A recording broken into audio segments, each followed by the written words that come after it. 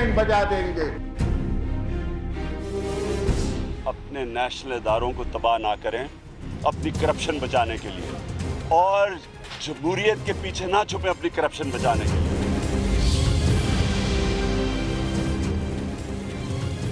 अस्सलाम वालेकुम नाजरीन, आप देख रहे हैं आवाज़ और मैं हूं शहजाद इकबाल। नाज़रीन, हमने देखा कल आसिफ अली ज़रदारी साहब का जो बयान था, जो खिताब उन्होंने किया, वो कल से ही खबरों में गर्दिश कर रहा है। मैं बात करना चाहूँगा कराची ऑपरेशन के हवाले से। 2013 सितंबर में ये कराची का ऑपरेशन शुरू हुआ, और कैसे शुरू हुआ और क्यों शुरू हुआ, क्योंकि 2008 से लेकर 2015 तक, यानी कल की तारीख तक मैं आपको बताऊं तो 12,446 लोग जो है वो कत्ल कर दिए गए हैं दहशतगर्दी की वारदातों में। तो 12,000 तकरीबन लोग मरे थे, जिसके बाद यह फैसला किया गया कि इस ऑपरेशन का आगाज किया जाए, और सियासी जमातों ने एपीसी बुलवाई, जिसमें वफाकी जमात भी थी, पीएमएलएन, और वफाकी हुकूमत भी थी, सूबाई हुकूमत भी थी। इन तमाम लोगों ने मिलकर सोचा कि ऑपरेशन जरूरी है, इस ऑपरेशन में पुलिस भी होगी, रेंजर्स भी होगी और फौज की मदद भी हासिल की जाएगी। लिहाजा ये ऑपरेशन शुरू हुआ सितंबर 2013 में। शुरू में एक साल में तो हमने देखा कि जिन लोगों को मारा गया, ऑपरेशन जो है वो बड़ी ठीक तरीके से चलता गया, लेकिन जब इसके ताने बाने कहीं जाकर एमक्यूएम से मिलना शुरू हुए, तो फिर एमक्यूएम ने बड़ा एहतजाज किया कि ये ऑपरेशन जो है हमारे खिलाफ हो रहा है, ये ऑपरेशन जो है एमक्यूएम को दीवार से लगाने की कोशिश है, ये महाजरों के खिलाफ हो रहा है। इस तरह इस किस्म की तनकीद हम सुनते हुए आए। लेकिन इस दौरान पीपल्स पार्टी कहती रही कि कप्तान हमारा है ऑपरेशन का, और ये ऑपरेशन किसी एक सियासी जमात के खिलाफ नहीं है, ये दहशतगर्दों के खिलाफ है, ये क्रिमिनल्स के खिलाफ है, और इसके नताइज भी बड़े अच्छे हैं, जिसकी वजह से हम देख रहे हैं कि क्राइम कंट्रोल में आ रहा है, क्राइम रेट नीचे जा रहा है।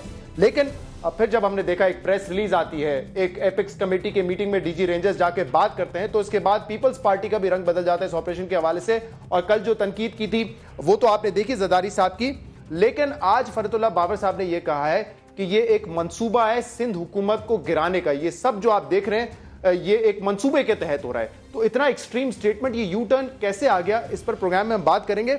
और मैं सुनवाना भी चाहूंगा कि पीपल्स पार्टी के रहनुमा हमारे प्रोग्राम्स में आकर प्रेस कॉन्फ्रेंसेस में इस ऑपरेशन के हवाले से क्या कहते रहे। जरा ये क्लिप देखिए, इसके बाद शुरुआत होगी। ये ऑपरेशन नहीं है, ये टारगेट एक्शन है, सिर्फ और सिर्फ दहशतगर्दों के खिलाफ। सब जमातों ने मिलकर कहा था कि ये क्रिमिनल्स के खिलाफ होना चाहिए। ऑपरेशन का रिजल्ट ये है कि अब काफ़ी इम्प्रूवमेंट है अमन-अमान के सिलसिले में। अगर सूबाई हुकूमत फ्री हैंड ना देती पुलिस को और रेंजर्स को, तो ऑपरेशन के बाद जो कामयाबी हमें हासिल हुई है वो हमें हासिल नहीं हुई। मुकम्मल तौर पर गवर्नमेंट की विल शामिल है। जब से ये ऑपरेशन शुरू हुआ है कराची में और सिंध में खास तौर पे बड़े हालात बेहतर हुए, इम्प्रूवमेंट आई है। ये किसी जमात के खिलाफ नहीं है, ये टारगेट एक्शन प्योरली क्रिमिनल्स के खिलाफ है। ताकि कोई भी मुदाखलत न हो और इनको अपना काम करने दें, फिर ये कामयाबी होगी। यहाँ कराची के ही ऑपरेशन को अगर देखें, जिसको हम पर्सनली मॉनिटर भी कर रहे हैं, जॉइंट पॉलिसी थी फेडरल गवर्नमेंट और हमारी, लेकिन ओवरऑल इम्प्लीमेंटेशन हमारी सियासी जहन से उसको आगे बढ़ाया under the leadership of Asif Ali Zardari साहब, और उसके अच्छे रिजल्ट आए हैं। कायम अली शाह साहब क्रेडिट भी ले रहे थे क्योंकि इस ऑपरेशन के कप्तान हैं, ये भी कह रहे थे कि बड़े अच्छे नताइज हैं। पीपल्स पार्टी ने जो है बड़ा इसमें बढ़ चढ़कर हिस्सा लिया ऑपरेशन में, और हमारे जो लीडर हैं आसिफ अली ज़रदारी साहब, उन्हीं की लीडरशिप में ये ऑपरेशन हमने किया है। तो कल आपने सुन लिया कि इस ऑपरेशन के हवाले से ज़रदारी साहब ने क्या कहा है। उन्होंने कहा है कि अगर हमारी कैरेक्टर असैसिनेशन की गई तो हम ईंट से ईंट बजा देंगे, कराची से लेकर खैबर तक पाकिस्तान को बंद कर दिया जाएगा। वैसे एक बात यह भी है कि ज़रदारी साहब सिर्फ वाहिद लीडर नहीं है जिन्होंने फौज पर तनकीद की। हम देखते हैं कि जब भी ऑपोजिशन में होते हैं तो जमातें तनकीद करती हैं। ख्वाजा आसिफ साहब की तकरीर है, मैं सुना सकता हूं, लेकिन वक्त की कमी की वजह से मैं नहीं सुनाऊंगा। असेंबली में उन्होंने क्या कहा था और उस पर दूसरों ने मजम्मत की। आज जब ज़रदारी साहब कह रहे हैं तो ख्वाजा आसिफ साहब मजम्मत कर रहे हैं कि ऑपरेशन के दौरान, ज़रब अज़ब के दौरान ये क्यों बात हो रही है। इसी तरह अल्ताफ हुसैन साहब भी कई मरतबा ये बातें कर चुके हैं और फिर खुद भी माफी मांगते हैं, दूसरों की जाने से भी तनकीद होती है। बल्कि हालिया दिनों में ही हमने देखा था कि पीपल्स पार्टी ने बार बार तनकीद की थी जब अल्ताफ हुसैन साहब ने इसी ऑपरेशन के हवाले से रेंजर्स पर तनकीद की थी। तो आज जो है गंगा उल्टी बह रही है। हमारे साथ प्रोग्राम में सईद गनी साहब हैं, पीपल्स पार्टी के सेनेटर, बहुत बहुत शुक्रिया सईद साहब प्रोग्राम में ज्वाइन करने के लिए। हमारे साथ मोहम्मद जुबैर साहब हैं पीएमएलएन से, सर आपका भी बहुत बहुत शुक्रिया। शाहिद लतीफ़ साहब हमारे साथ होंगे लिंक पर, उनका भी बहुत बहुत शुक्रिया। और इसके अलावा कराची से फैसल वावड़ा साहब भी हमारे साथ हैं, पाकिस्तान तहरीक इंसाफ से आपका ताल्लुक है, बहुत बहुत शुक्रिया फैसल साहब प्रोग्राम में ज्वाइन करने के लिए। सईद गनी साहब, ये यू टर्न की वजह क्या है? तमाम शॉट्स मैंने सुनवाए, आपका भी इसमें लिंक है। 3 रोज पहले तक ये ऑपरेशन बड़ा जबरदस्त था, गैर जानिबदार, किसी सियासी जमात के खिलाफ नहीं। आज फरतुल्लाह बाबर साहब कहते हैं कि ये ऑपरेशन सिंध हुकूमत गिरवाने के लिए किया जा रहा है। नहीं, जो बातें आपने सुनाई हैं वो सारी ठीक है और उस पर मैं आज भी कायम हूँ। जो मैंडेट रेंजर्स का है, जिस मकसद के लिए ऑपरेशन शुरू हुआ है, वो ये बिल्कुल करें। और ये जो आप तासुर ये है ना पीपल्स पार्टी पे हाथ पड़ा है तो हुआ है, पीपल्स पार्टी के इलाकों पे भी काम हुआ है, पीपल्स पार्टी के लोगों को भी पकड़ा गया। और सारे ऑपरेशन के दौरान हमने कभी एहतजाज नहीं किया। अगर उस डोमेन के अंदर कोई आता है शख्स जो रेंजर्स का है, वो कार्रवाई करें, करते भी रहें, हमें कोई एतराज़ नहीं है। लेकिन अगर वो अपने इख्तियारात से तजावज़ करेंगे, और ये झगड़ा हमेशा यही रहा, इस्टेब्लिशमेंट का और पोलिटिकल फोर्स का झगड़ा क्या है? अदालतों के खिलाफ अगर हम बोलते रहे, चीखते रहे, तो क्यों बोलते रहे कि भाई जो तजावुज कहां पे हुआ है? प्रेस रिलीज शाया करना डिबेटेबल है, ये तजावुज है या कुछ और भी बात है? मेरा ये ख्याल है कि प्रेस रिलीज शाया करना भी तजावुज है, और जिस तरह मोमिनाबाद थाने पे रेड किया गया वो भी तजावुज है, जिस तरह कल ये KBCA के दफ्तर पे जाके रेड किया वो भी तजावुज है, और इस तरह के और बेशुमार वाक़यात हो सकते हैं। ये क्यों तजावुज है? सिंध बिल्डिंग कंट्रोल अथॉरिटी में अगर वहां पर ऐसे लोग मौजूद हैं जो कि चाइना कटिंग में मुलविस हैं, जो कि टेरर फंडिंग में मुलविस हैं, तो ये तजावुज कैसे है फिर? देखिए, ये किसी के कहने से या किसी के तय कर लेने से नहीं होगा कि जी एक आदमी बैठा है किसी मकाम पे, किसी ओहदे पे, वो ये तय कर ले कि जी ये जो पैसा है ये टेरर फंडिंग के लिए जा रहा है, इसलिए मैंने तय कर लिया और मैं कार्रवाई कर लूँ। तहकीकात होती है ना, पकड़ के लटका थोड़ी है किसी को। तहकीकात होती है ना, तहकीकात होती है। तहकीकात किसने करनी है? अगर तो आपके इस मुल्क में होने वाले तमाम बुराइयां खराबियां किसी एक शख्स ने, किसी एक इदारे ने तय करनी है, फिर आप तय कर लीजिए, सारे इख्तियार दे दीजिए कि जो तुम्हें करना है जाके करो, तुम ठीक करो चीज़ों को। ये जो 21वीं तरमीम हुई थी, इस पर इतनी लेदे क्यों हुई थी? किसी को इस बात पर तो इनकार नहीं था कि जो दहशतगर्दी खत्म होनी चाहिए, किसी को इस बात पर भी इनकार नहीं था कि दहशतगर्दों को सजा मिलनी चाहिए, लेकिन उस पर बहुत लेदे हुई। आज भी लोग इस बात को कंट्रोवर्शियल समझते हैं, सुप्रीम कोर्ट में चल रहा है, इसलिए कि जिस इदारे को, जिसको आप इख्तियार देने जा रहे हैं, क्या आईनी कानूनी तौर पर ये गुंजाइश बनती है कि आप उसको इख्तियार दें? उसको नहीं दे सकते, क्योंकि वो काम जुडिशरी का है। पुलिस की अथॉरिटी आपने रेंजर्स को दी हुई है, ये इख्तियारात तो उनके पास है। मैं एक और चीज आपके सामने रखूं, नेशनल एक्शन प्लान आप पढ़ें, नेशनल एक्शन प्लान आप पढ़ें, जुबैर साहब गौर से सुनिएगा। उसमें कहा हुआ है टेरर फंडिंग तक हम जाएंगे, उसको चोक करने की कोशिश करेंगे, उसको चोक किया जाएगा। टेरर फंडिंग के हवाले से बात की गई। यह भी कहा गया है कि कोलैबोरेटर्स जो होंगे, जो भी सपोर्टर्स होंगे टेररिज्म के, उनको भी दहशतगर्दी के दिफात के तहत ही कार्रवाई की जाएगी। तो ये सब उसी में आते हैं ना, अगर हो रहा है। ठीक है, इस पर तो मैं इनकार नहीं कर रहा हूं आपसे। ये तो मैंने आपसे खुद कहा, लेकिन ये तय कौन करेगा? ये जो नेशनल एक्शन प्लान है, इसमें लिखा है कि जी ये शहजाद साहब ने तय करना है, सईद गनी ने तय करना है। एपेक्स कमेटी में बैठेंगे ना, अगर आपने बनाई कमेटी में तो बैठे थे ना जी। कमेटी ने ये कह दिया कि तुम जाके मोमिनाबाद थाने पर रेड कर लो। कमेटी ने ये कह दिया कि जाके आप Sindh control building control authority पर रेड कर लो और जाके लोगों को पकड़ लो। देखिए, हमें जो समझाने की कोशिश करनी चाहिए लोगों को वो ये है कि मुख्तलिफ जराइम जो होते हैं उसको ख़त्म करने के लिए मुख्तलिफ इदारे मौजूद हैं। अगर आप समझते हैं कि जी सिंध गवर्नमेंट के ये अफसरान मुख्तलिफ चीज़ों में मुलविस हैं, आपने अदालतों का रवैया मसला देख लिया है, कभी फ्रेंडली नहीं है।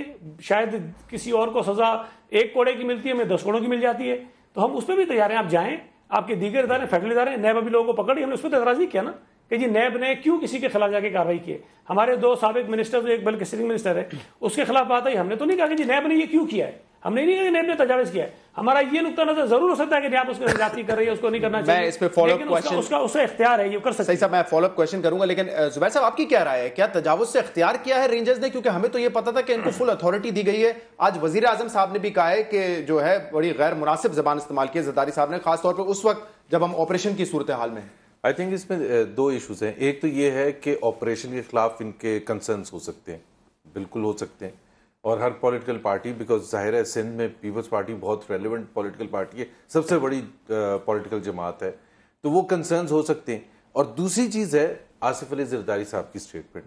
मेरा ख्याल है अगर उसको दोनों को अलग करें तो आसिफ अली साहब की जो, जरदारी साहब की जो स्टेटमेंट है, मेरा ख्याल है that is a matter of concern.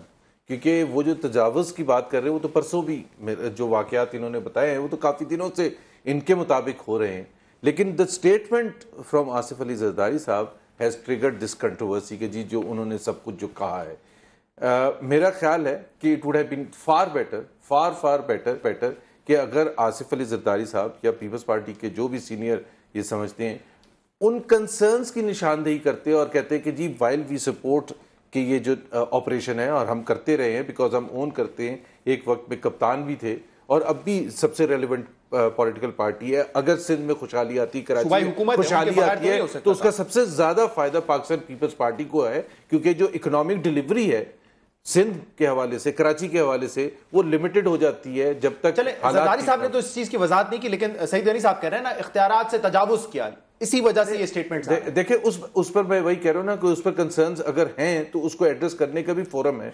Asif Ali Zardari साहब आज मुलाकात भी कर रहे थे प्राइम मिनिस्टर के साथ। ये आप बेहतर बता सकते हैं, ये मुलाकात इसीलिए कैंसिल हुई है क्योंकि कल के ये बयानात आए और आपके वुज़राओं ने और पीएमएलएन के कुछ सीनियर लोगों ने ये मशवरा दिया कि आप मुलाकात ना करें जरदारी साहब से। मशवरे की तो नहीं मैं बात कर रहा हूं, लेकिन इंफॉर्मेशन मिनिस्टर ने उसकी वजाहत कर दी है कि वो इसी वजह से बैकग्राउंड में, इस तकरीर के बैकग्राउंड में उसको पोस्टपोन किया गया है। बिकॉज एक परसेप्शन होता है, एक पूरी कौम देख रही है, और हमारे ख्याल से काफ़ी जो कौम को मायूसी हुई स्टेटमेंट से कि एक तरफ आप पहला साल ख़त्म हुआ है एक मिलिट्री ऑपरेशन का, उसको खुशी का इजहार कर रही है पूरी कौम और तारीफ कर रही है फौज की। रशिया में आपके चीफ को गार्ड ऑफ ऑनर मिल रहा है और यहाँ पर आप जो है इतनी मेजर पॉलिटिकल पार्टी के इतने बड़े लीडर जो हैं वो तनकीद का निशाना बना रहे हैं। सिर्फ तनकीद का निशाना नहीं बना रहे, धमकियां दे रहे हैं, काफी एग्रेसिव टोन था। तो मेरा ख्याल ये है कि बहुत से लोगों को ये जरूर एहसास होगा कि शायद ये एक प्री एम्प्ट किया जा रहा है, और इस चीज को मद्देनजर रखते हुए आप इस चीज से बाखबर है, होने क्या वाला है, किस चीज को प्रीएम्प्ट किया जा रहा है? मुझे तो देखिए, ये तो बात है, ये तो जो जिनका काम है वो जाने कि वो क्या होने वाला है। बट एक चीज बिल्कुल क्लियर है, जो ये भी ओन करते हैं, हम भी ओन करते हैं, और पूरा पाकिस्तान ओन करता है और चाहता है कि जो भी क्रिमिनल एलिमेंट्स, जो भी फाइनेंशियल एस्पेक्ट्स भी जिसमें शामिल है, क्योंकि वो तो funding is a major part. US ने जब 9/11 के बाद जब क्रैकडाउन किया था तो सबसे ज्यादा पहले तो किस चीज पर किया था? फाइनेंशियल इंस्टीट्यूशंस पे जो लेन देन था। अगर सईद गनी साहब, ये इतने धमकी आमेज जुमले कहना, ईंट से ईंट बजा देंगे, आपकी लिस्टें हम तैयार करेंगे और फिर आप उसकी जो है जवाब देते रहेगा, हम मुल्क बंद कर देंगे, ये सिर्फ इसलिए है क्योंकि सिंध बिल्डिंग कंट्रोल अथॉरिटी पे छापा मारा गया? देखिए, अल्फाज पर तो आपको एतराज़ हो सकता है, लेकिन अगर पूरी तकरीर की बात करें, 3 चीज़ें आपने बताई हैं ना। उन्होंने ये भी कहा कि फ़ौज हमारा इदारा है, हम इसको मजबूत करना चाहते हैं, इंस्टीट्यूशन सारी ज़िंदगी रहेंगे, हम भी रहेंगे, मुल्क भी रहेगा, इदारे भी रहेंगे, हम इसको मजबूत करना चाह रहे हैं। उन्होंने ये भी कहा कि बलूचिस्तान के बॉर्डर पर क्या हो रहा है, अफगानिस्तान के बॉर्डर पर क्या हो रहा है, इंडिया के बॉर्डर पर क्या हो रहा है, चैलेंजेस दरपेश हम चाहते हैं कि मिलकर उनको लड़े। ये भी सारी बातें उन्होंने कही। उन्होंने कहा कि हमारे मुश्किल वक्त में साथ खड़े होने को तैयार, खड़े हैं साथ, और ये हकीकत भी है। इन तमाम चीज़ों के बावजूद जो पीपल्स पार्टी और इस्टेब्लिशमेंट का माजी का सारा मामला रहा है, हमने हमेशा ये कोशिश की है कि एक तो वो तासुर ख़त्म हो जाए कि जी जो एक हमारा तल्ख माजी है वो ना रहे, और दूसरा ये है कि हमने इस खास तौर पर इन दिनों में जो चंद गुज़िश्ता बरस गुजरे हैं, जब दहशतगर्दी के खिलाफ जंग हुई है, तो पीपल्स पार्टी तो फोर फ्रंट पे रही है और बिल्कुल खुल के रही है। बाकी जमातें शायद बाद में आई होंगी। लेकिन बिल्डिंग कंट्रोल अथॉरिटी में शायद ताने बाने पीपल्स पार्टी के लोगों से मिले। यार मैंने आपको बात कही ना, देखिए मैंने आपसे गुजारिश की ना कि अगर किसी आदमी के ऊपर इल्जाम है तो और फोरम मौजूद हैं। ये तो कहीं नहीं है कि सिवाय रेंजर्स की कोई फोरम ही नहीं है कि उसको सजा न मिल सके, उसके खिलाफ कार्रवाई न हो सके। तो फोरम इस्तेमाल करें ना, आपके मातहत है ना फोरम। मैं आपको बता दूं, आज एक इन्वेस्टिगेटिव रिपोर्ट हमने की जिसमें बताया गया कि कराची में 52,000 एकड़ सरकारी जमीन जो है वो अलॉट की गई है, सरकार उसकी इलीगली अलॉट की गई है 52,000 एकड़। तो ये इस पे किसने काम किया है? मेरी बात सुने, अब मुझे नहीं पता इस 52,000 एकड़ जमीन का। सुप्रीम कोर्ट जब वो पीछे मुकदमा सुनता रहा है, उन्होंने सारा रिकॉर्ड मंगवाया है जमीनों का, सारा, कोई 1 इंच जमीन नहीं छोड़ी, पता नहीं कितने पिछले बरसों का। और पिछले कई बरसों से सिंध में जमीन के अलॉटमेंट पे पाबंदी लगाई हुई है उन्होंने। तो अभी तो हो भी नहीं सकती। जो जेन्युइन केसेस हैं जिनको बाकायदा होनी चाहिए। कब्जा अलॉटमेंट नहीं, कब्जा हो रहा है 52,000 एकड़ अलग चीज है। कब्जा 52,000 एकड़ कब्जे की तो जमीन पर कब्जा हुआ है, सरकारी जमीन पर। नहीं, जब कब्जा होता है उसका तो किसी को नहीं पता, हुआ हो सकता है हुआ, उसकी तो मैं आपको कुछ नहीं बताता हूँ, लेकिन allotment is a different thing ना, वो कोई अलग चीज होती है। रिस्पॉन्सिबिलिटी तो हुकूमत नहीं, रिस्पॉन्सिबिलिटी तो बारे मुल्क में मेरे भाई जो कुछ हो रहा है फिर वो तो सबकी है ना। अगर रिस्पॉन्सिबिलिटी आपने सिर्फ सिंध हुकूमत में फेस करनी है, बाकियों को आजाद करना, ठीक है, हम इसके लिए भी तैयार हैं। अभी तो फिलहाल सिंध का जो हम इसके लिए भी। शाहिद लतीफ साहब, आप कैसे देखते हैं कल के जो रिमार्क्स थे, जो खिताब में आसिफ अली जरदारी साहब ने कहा है?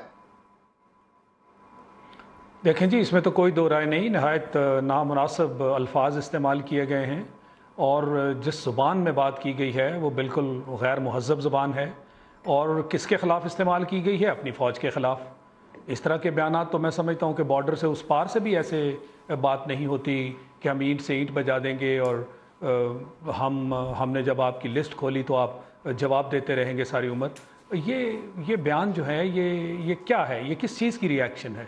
अगर आप देखें, अगर इसके पस मंज़र में देखें तो असल में तो रेंजर्स जो हैं उनको सियासी क़यादत नहीं कराची में बुलाया ना काम करने के लिए, यानी सियासी क़यादत फ़ेल हो गई कराची के मामलात को सुलझाने में, आम लोगों की ज़िंदगी दोभर हो गई।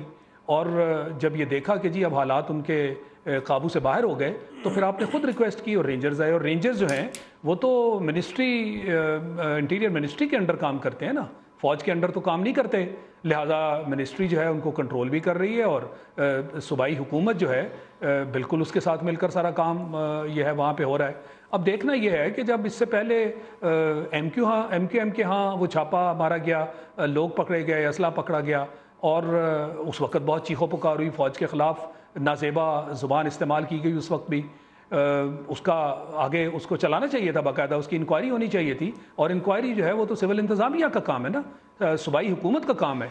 हमने कोई पेशरफ्त उसमें नहीं देखी। अब फिर से ये जब मामला उभरा, ये 200 बिलियन, अभी आपने आर्ग्यूमेंट सुना सईद गनी साहब का, वो ये कह रहे हैं कि जो हुकूमती इदारे हैं उन पर अगर कोई करप्शन के इल्जाम है या किसी के ऊपर पुअर गवर्नेंस के इल्जाम है तो उसके लिए दूसरे इदारे हैं, रेंजर्स का इख्तियार नहीं बनता कि वहां जाके छापे मारे।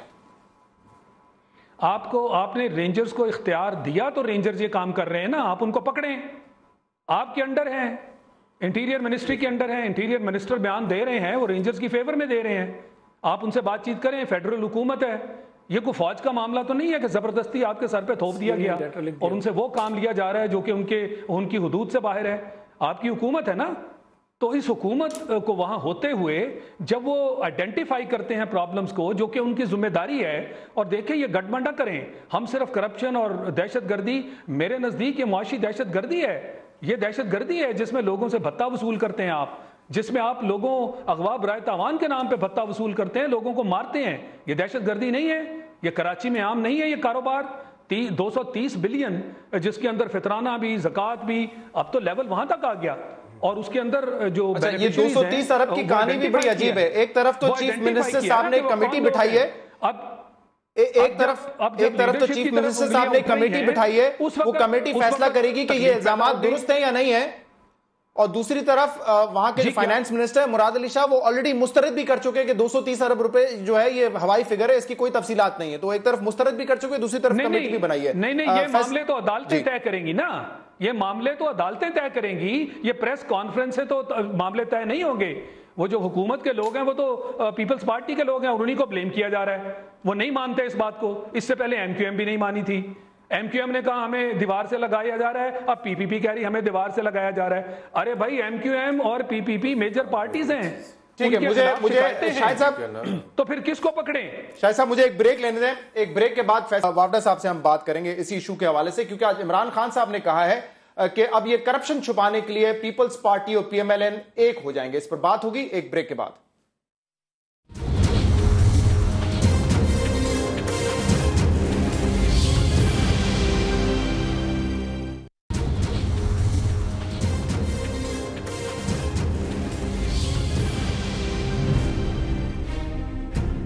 वेलकम बैक नाजरीन, कराची चलते हैं। फैसल वावडा साहब, आज जो है इमरान खान साहब ने भी कहा है कि ये जो करप्शन है इसको छुपाने के लिए अब ये दोनों जमातें एक हो जाएंगी, लेकिन आज हमने देखा है PMLN की जानिब से तो मेरे ख्याल से तमाम ही उनके सीनियर लीडर्स ने कंडेम भी किया है कल के स्टेटमेंट को, और आज नवाज शरीफ साहब ने जो मीटिंग थी वो भी कैंसिल कर दी कल जो बयानात थे उनकी रोशनी में। शुक्रिया शहजाद साहब। देखिए शहजाद साहब, जहाँ तक खान साहब की स्टेटमेंट का ताल्लुक है, सिंध और कराची के लिए हम बहुत सारे प्रोग्राम्स कर चुके हैं, डिबेट्स कर चुके हैं, लेकिन हासिल कुछ भी नहीं है। जहाँ तक नवाज शरीफ साहब ने लास्ट मोमेंट पे डिक्लाइन कर दी मीटिंग, वज़रा के कहने पे की या कोई और वजह थी, एक सेंसिबल मूव था क्योंकि वो बैकअप हर वक्त करते रहते हैं नवाज शरीफ साहब भी, प्राइम जरदारी साहब को। अब सवाल ये है कि मैं इतनी जैसे कॉन्वर्सेशन सुन रहा था, उसके अंदर वो कह रहे थे कि रेंजर्स तजावुज़ कर जाती है अपने मैंडेट से। तो तजावुज़ किसको कहते हैं? क्या अगर आप क्रिमिनल एक्टिविटीज़ को रोकें, करप्शन को रोकें, तो वो क्या तजावुज़ करना है या अपने मैंडेट से बाहर जाना उसे कहते हैं?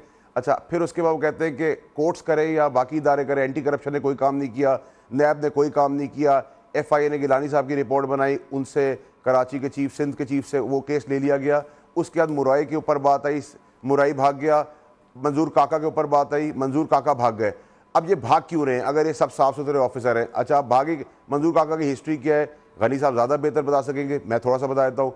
PSF में थे ये शहनशाह साहब जो थे, जो बेनज़ीर साहिबा के जलसे से बड़े आगे पीछे होते थे, वो लाए गए। उनका भाई भी आज एक जगह को हेड कर रहा है स्पेशल फोर्सेस को।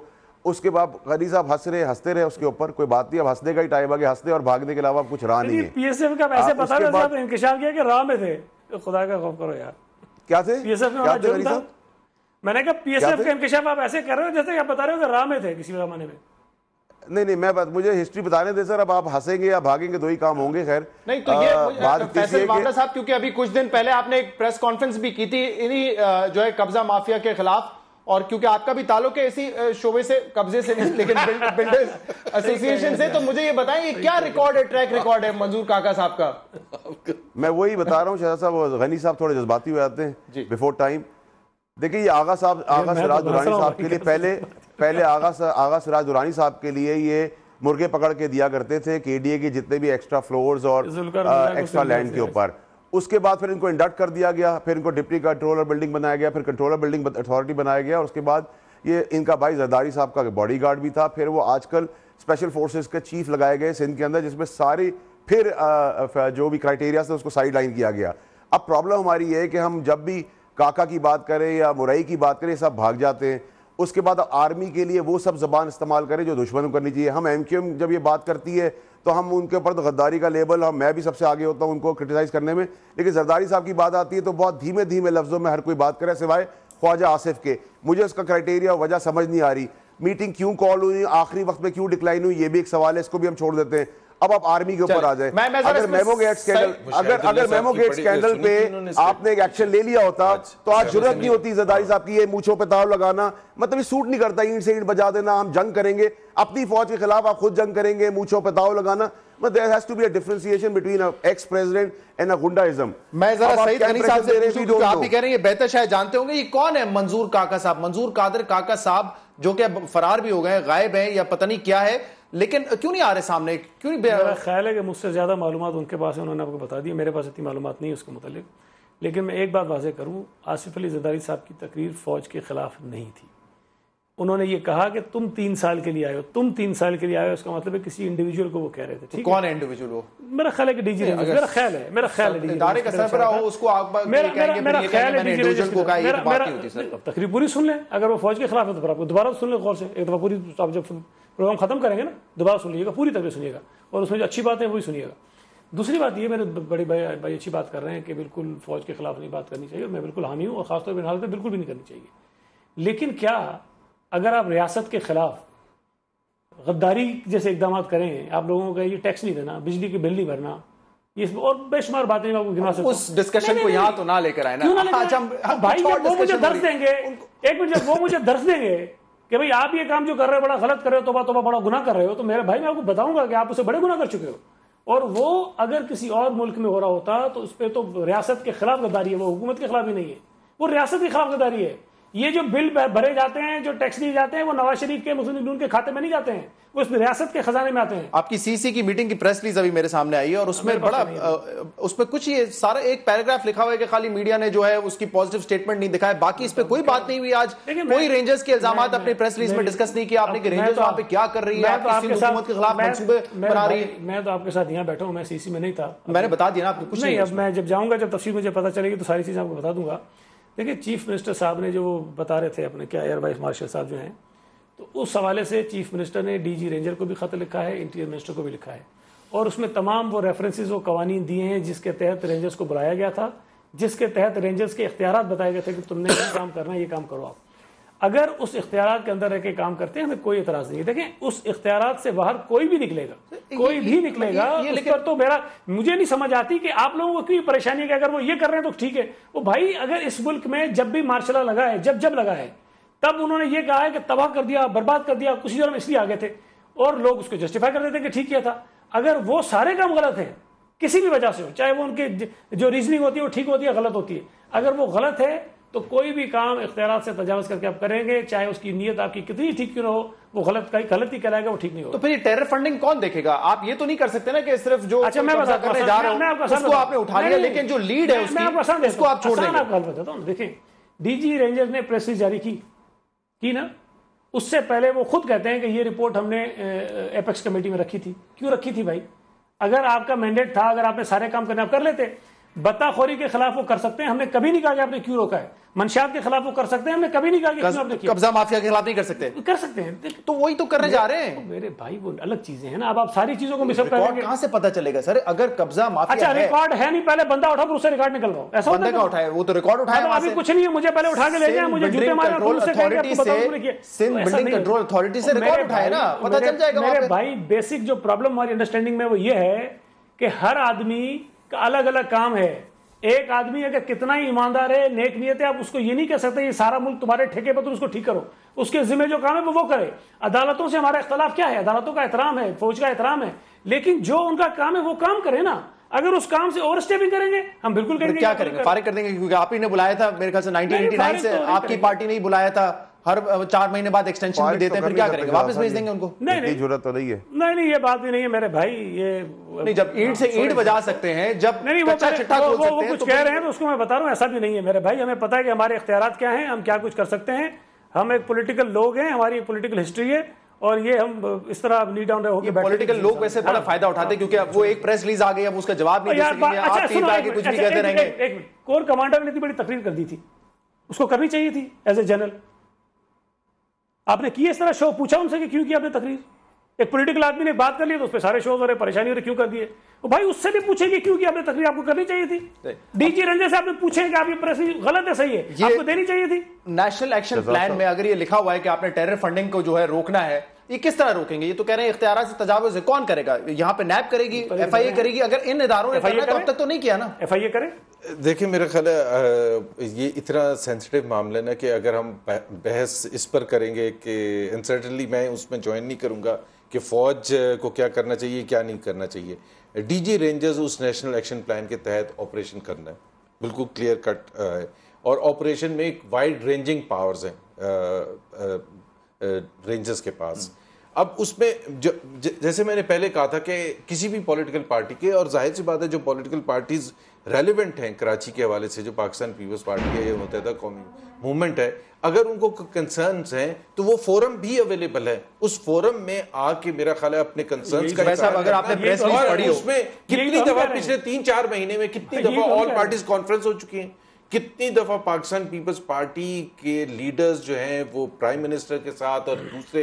अगर आपने प्रेस रिलीज पढ़ी हो तो उसमें ये लिखा हुआ है कि ये सारा पैसा 230 अरब रुपए उनका जो एस्टिमेट है, ये अगर कारोबार से, इलीगल कारोबार से आवाम से लिया जाता है तो वो टेरर फंडिंग में इस्तेमाल होता है। उनकी ऑब्जर्वेशन है। एक तो पहली बात, मेरा बैकग्राउंड फाइनेंस है, ये 230 बिलियन मुझे भी समझने की जरूरत है कि 230 बिलियन अराइव कैसे हुआ है। सो मैं उसमें नहीं जाऊंगा कि जो कह दिया और मैं उसको 230 बिलियन को लेके आगे कमेटी बिठा दी है ना जी, वो तो चीफ मिनिस्टर ने बिठाई है कि वो जाहिर सी बात है उसको इन्वेस्टिगेट करने के लिए, but I am not privy to that information, और ना ही मैं उसको अभी कहूंगा कि वो एक सैक्रोसेंट इन्फॉर्मेशन है और उसको लेके आगे चलना चाहिए।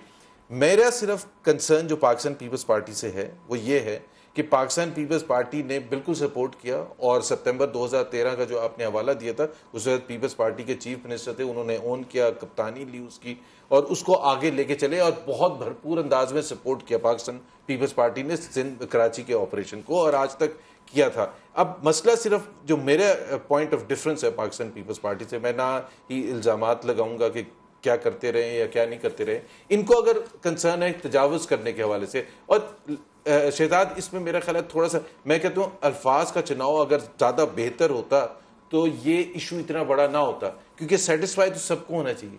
मेन स्टेक होल्डर्स अगर ऑन बोर्ड नहीं होंगे उस ऑपरेशन में तो वो ऑपरेशन सक्सेसफुल नहीं होगा। सो अब भी मेरी जो राय है वो ये है कि पाकिस्तान पीपल्स पार्टी को राइट फोरम में जाके अपने कंसर्न्स मेरे ख्याल से जो मैंने, इन्होंने प्रेस रिलीज नहीं पढ़ी, जो मैंने पढ़ी ऐसा लग रहा है कि थोड़ा सा पीछे हटे, क्योंकि इस हवाले से थोड़ा सा पीछे हटे, मीटिंग में कोई बात ही नहीं हुई है। देखिए पॉलिटिक्स में एक थोड़ा सा तजावुज़ जाके किस तरह कर रही है, क्या मंसूबा है, किस तरह हुकूमत को गिराने की कोशिश कर रही है। मेरे ख्याल से ये सीईसी का सबसे अहम नुकता होना चाहिए था आज पीपल्स पार्टी के, कि भाई हमारे हुकूमत, और ये मैं हुकूमत की तरफ से ये बता दूं कि हुकूमत पाकिस्तान का, फेडरल हुकूमत का कोई इरादा नहीं है, वो जो फरतुल्लाह बाबर साहब ने मुझे किया है कि जी सिंध में हम कोई गवर्नर जून लगा। फैसल साहब एक कमेंट करते हैं, इसके बाद मैंने ब्रेक लेना है जी। देखिए शहजाद साहब, वही वाली बात है कि अभी हाई कोर्ट में आपने देखा जो बदमाशी गुंडागर्दी हुई, there has to be a differentiation. फिर आपने देखा कि अभी तक जितने भी इश्यूज आ रहे हैं उसमें सब जगह पे पुलिस जो है वो गुंडागर्दी का काम कर रही है। एपेक्स कमेटी की बात करें गनी साहब, कल एपेक्स कमेटी में आईजी ने ट्रांसफर किया, एपेक्स कमेटी को पता ही नहीं है, सारे गलत ट्रांसफर किए सिंध के अंदर। तो ये ड्रामेबाजी जो चल रही है एपेक्स कमेटी के नाम से, it's about time we should take it seriously. Sir लेकिन डिसाइड ये होता है एपेक्स कमेटी से, आपको पता नहीं है निजाम का। एपेक्स कमेटी के अंदर लिस्टें डिसाइड हो रही थी बिफोर ट्रांसफर। दुनिया में रहते हो यार, कोई डिसाइड नहीं हुआ मेरे भाई, कोई डिसाइड नहीं हुआ बिफोर डिसाइड। आप कमेटी को डिनाई करेंगे, आप तो ये भी हमें कह रहे हैं कि आर्मी के खिलाफ ये बयान नहीं दिया जरदारी साहब ने, अब आप पीछे हट रहे। देखिए ना, आप लोगों को मेमो गेट स्कैंडल पे अगर सजा हो जाती है ना तो आज आप लोग हिम्मत नहीं करते।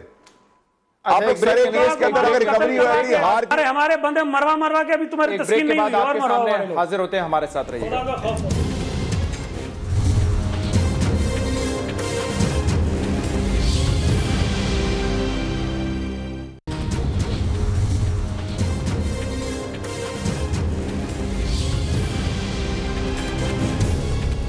वेलकम बैक नाज़रीन। शाहिद लतीफ़ साहब, कल जरदारी साहब ने अपने खिताब में एक और बात भी कही जिसमें उन्होंने कहा कि हम भी लिस्टें लेकर आएंगे और फिर आप जवाब देते रहेंगे। तो यहाँ पे क्या कोई कमजोरी भी है फौज की जिसका बार बार ये उनको ताना दिया जाता है किसी ना किसी सियासी पार्टी की तरफ से कि आप हमारे खिलाफ बात करेंगे तो हम भी आपके खिलाफ चीजें लेकर आएंगे? अच्छा जी, पहली तो मेरी आपसे ये दरख्वास्त है कि जब आप प्रोग्राम में किसी को बुलाएं तो मेहरबानी करें डिस्ट्रीब्यूशन, टाइम डिस्ट्रीब्यूशन का ख्याल करें, ये आपकी जिम्मेदारी है। मुझे यूँ लग रहा था जैसे मैं डिस्कशन का हिस्सा नहीं हूँ। अब जो आपने सवाल किया है उसका बड़ा सिंपल जवाब है, और जवाब ये है कि अगर आपके पास किसी के बारे में कुछ है तो ले आइए। ये जो नारेबाजी करना, ये तो माजी में हम बेशुमार इस तरह की नारेबाजी देख चुके हैं बेबहा, और कहा जाता है जी फलां के ख़िलाफ़ ये है और वक्त आने पर सब कुछ बताया जाएगा। ना वो कभी वक्त आया, ना वो कभी नाम आए। तो ये तो एक टिपिकल तरीका है ना, ये कोई नई चीज़ तो नहीं है, ये पुराना मामला है। अब इस तरह लोगों को बेवकूफ़ बनाना बंद कर दें कि जी आप गीदड़ भपकियाँ और इस तरह की नारेबाजी करें, और नारेबाजी भी उस वक्त करें जब आप समझें कि अब जो रस्सा है वो आपकी गर्दन के गिर्द जो है वो तंग होने वाला है। यानी MQM का अगर मामला था तो उस वक्त ये आप हुकूमत में है ना, ये PPP जो है प्रोविंशियल गवर्नमेंट है, तो अगर आप कह रहे थे कि जी हुदूद से तजावज़ किया तो उस वक्त तो आप नहीं बोले। अब चूंकि अरबों रुपए के मामले, यानी ये क्या तमाशा है कि मिनिस्टरों के घरों से अरबों रुपए मिल रहे हैं, उनकी बेसमेंट से अरबों रुपए जो है वो जले हुए मिल रहे हैं, लॉन्चेस जो हैं उनमें अरबों रुपए बाहर जा रहे हैं। और यानी ये जो बात है, अब जब ये बात इसको आइडेंटिफाई किया जाएगा तो आपको अच्छा नहीं लगेगा। अगर आपके पास फौज के बारे में कोई मामलात हैं, मेहरबानी कीजिए उनको लाइए, ये कहना बंद कर दें। और सबसे बड़ी बात यह है कि ये जो हो रही है ऑपरेशंस और वहां पे, ये आपके नेशनल एक्शन प्लान का हिस्सा है, और एपेक्स कमेटीज में रिप्रेजेंटेशन है, उसमें आपकी क़यादत की भी रिप्रेजेंटेशन है, उसमें सिविल इंतजामिया की भी रिप्रेजेंटेशन है। तो उसमें बैठ के बात करें कि प्रेस कॉन्फ्रेंसेस में इस तरह इस्तेमाल करके मुझे ये बताएं कि कराची के हालात, तो ये तमाम पार्टीज जो कराची में है वो ये कहती है कि हालात जी, कराची की तमाम पार्टीज कहती है कराची के हालात बेहतर हुए इस ऑपरेशन की वजह से। लेकिन आगे जाके आपको क्या इस ऑपरेशन का फ्यूचर नजर आ रहा है? क्योंकि MQM पहले ही कह चुकी है ये महाजरों के खिलाफ है, पीपल्स पार्टी अब ऐसा लगता है कहेगी कि ये हमें हुकूमत से गिराने के लिए, हटाने के लिए किया जा रहा है। तो फिर क्या मुस्तकबिल रहेगा इस ऑपरेशन का? नहीं जी, मेरे ख्याल में ऑपरेशन जो है वो तो दुनिया के सामने हो रहा है, और आप आज रेफरेंडम करवा रहे हैं मुल्क में और लोग जो है वो सुख का सांस लेने लगे हैं। क्या क्राइम का ग्राफ जो है वो नीचे नहीं आया? क्या ये भत्ताखोरी के मामला उन्होंने लाइन सेट कर दी कि जो भत्ताखोरी की आपसे डिमांड करे, जो आपके यहाँ से फितराना और ज़कात वगैरह ज़बरदस्ती लेना चाहे, हमें कॉल करें। अब वो ऐसा नहीं हो रहा, सो क्राइम रेट नीचे आ रहा है। यही वो चीज़ें हैं ना जो हर्ट कर रही हैं। ये पहले आप वसूल करते थे, लीडरशिप इससे बेनिफिट करती थी। ऑपरेशन जो है वो जारी रहेगा। एक तो मैं जी जारी रहेगा। एक और चीज ऑपरेशन, ये नॉर्थ वजीरिस्तान का ऑपरेशन पूरी दुनिया ने एक्नॉलेज किया है जी, और इसको हर पाकिस्तानी एक्नॉलेज कर रहा है। ये लोगों के लिए है, ये पॉलिटिकल पार्टीज के लिए नहीं है। मुझे एक मौका दें जरा, मैं इसमें एक और एंगल भी लेकर आए थे। सांस ले रही है तलाल चौधरी साहब जो कि आपके साथ जुडिशियल कमीशन की हियरिंग में भी होते हैं, उन्होंने एक और एंगल लेकर आए थे, जरा सुने वो क्या फरमा रहे थे। जरदारी साहब बड़े परेशान हैं, जब से अयान अली गिरफ्तार हुई हैं वो परेशान नजर आते हैं। जरदारी साहब ऐसे कामों में ऐसा तो होता है, और आप रोज़ कहते हैं मैंने इतने साल कैद काटी है। भाई जैसे करतूत होंगे फिर कैद तो काटना पड़ेगी। तो ऐसा ना कहा करें या ऐसे काम छोड़ दें। उस मौके पर जब ज़रब अज़ब का 1 साल मुकम्मल हुआ, सिक्योरिटी फोर्सेस के बारे में ऐसा बयान नाकाबिले कबूल है।